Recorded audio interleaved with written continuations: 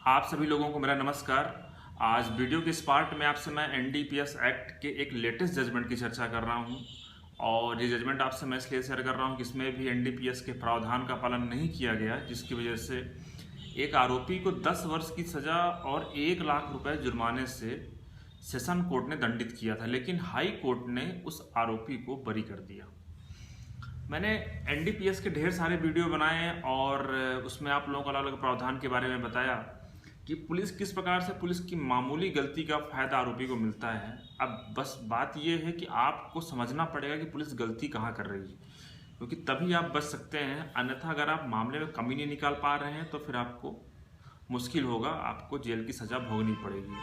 तो आज का जो मामला है वो मैं आपसे शेयर करता हूँ। ये छत्तीसगढ़ हाई कोर्ट से डिसाइड किया गया है और पुलिस ने बहुत मामूली सी गलती किया इस मामले में भी। और आप जब मामले को समझेंगे, आप मामले को देखेंगे तो आपको समझ आएगा कि हो सकता है कि इस तरह की गलतियाँ बहुत सारे मामले में होती है, लेकिन हम समझ नहीं पाते हैं कि हमारे मामले में पुलिस ने क्या गलती किया है। तो आपसे जो जजमेंट है इसकी शॉर्ट में स्टोरी ब्रीफ करता हूँ और मैं आपको बताता हूँ कि पुलिस ने क्या गलती किया जिसका फायदा आरोपियों को मिला और आरोपी को बरी कर दिया गया इस मामले में। तो साथ ही ये जो मामला है यह ललित उर्फ दीपक वर्सेस स्टेट ऑफ छत्तीसगढ़ के नाम से है और ये मामला रिसेंटली भी डिसाइड हुआ है 7 सितंबर 2023 को।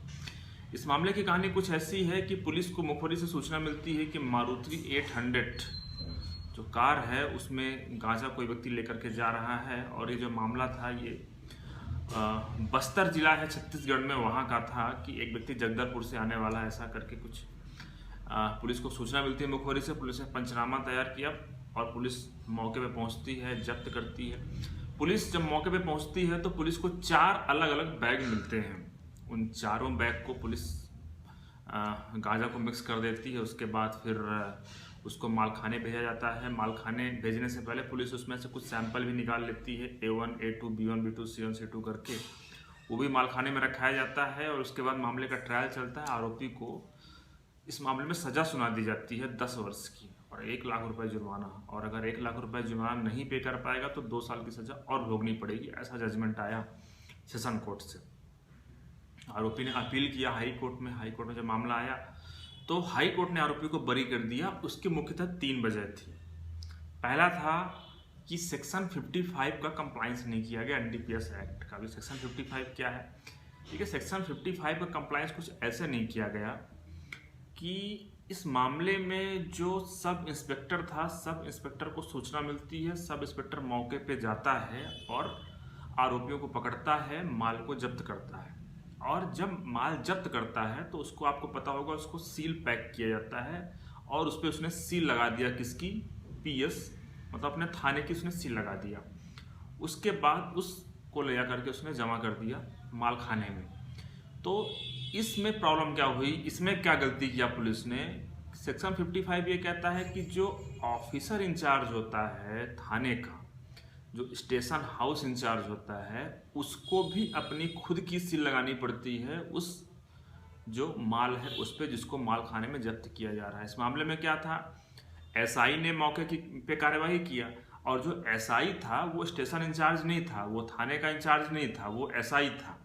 तो एसआई ने तो अपनी सील लगा दिया, वहाँ पे थाने की सील लगा दिया, लेकिन स्टेशन इंचार्ज जो था वो दूसरा व्यक्ति था, दूसरा ऑफिसर था, उसने अपनी सील नहीं लगाई जो माल था उस पर। तो ये हुआ नॉन कंप्लाई सेक्शन 55 का। तो इतनी बारीकी आपको देखनी पड़ेगी अपने मामले में, तब जाके आप बरी हो पाएंगे। तो ये थी पहली गलती। दूसरी गलती ये थी कि जब माल खाने में माल जमा किया गया तो उसमें था कि 8 सैंपल जमा किए गए। अब कोर्ट ने इसमें क्या गलती निकाली कि जो 8 सैंपल जमा किए गए तो मालखाना रजिस्टर में ये भी लिखना चाहिए कि वो 8 सैंपल का नाम क्या क्या है, A1, A2, B1, B2, C1, C2, D1, D2, ऐसा कुछ नहीं लिखा गया था। दूसरी बात यह है कि उसमें से 4 सैंपल ही एफएसएल रिपोर्ट के लिए भेजे गए। तो यहाँ पे क्या नॉन कंप्लायंस हुआ कि कितने सैंपल वास्तव में एफएसएल के लिए कलेक्ट किए गए थे और उसमें से कितने सैंपल भेजे गए वो डाउटफुल हो गया। तो ये एक मामले में कमी हो गई, क्योंकि मालखाने रजिस्टर में जो था उसमें डिस्क्राइब नहीं किया गया था कि कौन से सैंपल रिसीव किए हैं, कौन से सैंपल भेजे हैं। ये हो गई दूसरी गलती। अब तीसरी गलती थी, जैसा कि अधिकतर मामले में हमने बताया है कि गांजा 4 पैकेट में था। चारों पैकेट को पुलिस ने मिक्स कर दिया। ये हो गई गलती पुलिस से, क्योंकि ये किसका वायलेशन है, ये स्टैंडिंग ऑर्डर 1/89 का वायलेशन हो जाता है, क्योंकि सारे जो पैकेट है उनसे सैंपल लेना है, उसको मिक्स नहीं करना है। मिक्स क्यों नहीं करना है, इस संदर्भ में एक जजमेंट भी था, आपको मैं एक लॉजिक भी बता देता हूँ। मिक्स इसलिए नहीं करते हैं, मान लीजिए कि 4 पैकेट है, 4 पैकेट में एक में तो गांजा है, 3 में कोई दूसरा मटेरियल है, कोई दूसरा पदार्थ है, और आपने जब उसको मिक्स कर दिया तो वो तो सब कुछ गांजा जैसा दिखेगा।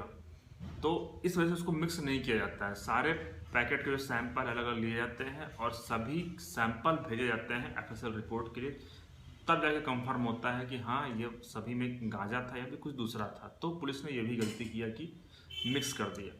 तो साथियों, ये 3 गलती थी जिसकी वजह से इस मामले में आरोपी को बरी कर दिया गया। इस तरह की गलतियां हमने ढेर सारे मामले में देखी हैं, पुलिस को द्वारा की जाती हैं, लेकिन कई बार हम नोटिस नहीं कर पाते हैं, इसलिए आरोपी को इस तरह के मामले में सजा हो जाती है। मैं ये नहीं कहता हूँ हर मामला झूठा है, लेकिन कुछ मामले मनगढ़ंत भी होते हैं, बनावटी स्टोरी होती है। पुलिस ने जब्त किया कहीं से, और जो नक्शा मौका बनाया वो बना दिया, थाने में बैठ कर के जब्त किया, कभी उसके 2-4 दिन बाद दिखा दिया। तो बहुत सारी चीज़ें होती हैं, आप लोगों को ही पता होगा उसके बारे में। तो इस तरह से अगर इन गलतियों का को आप समझ पाते हैं, आप ढूंढ पाते हैं चार्जशीट में से, तो आपको फ़ायदा मिल सकता है। और अगर आप, हो सकता है सेशन कोर्ट इन सब बातों को स्वीकार ना करे, ना एडमिट करे, ना इसको कंसीडर करे, लेकिन अपील में इस तरह की बातें कंसीडर की जाती हैं और आरोपी को बरी कर दिया जाता है।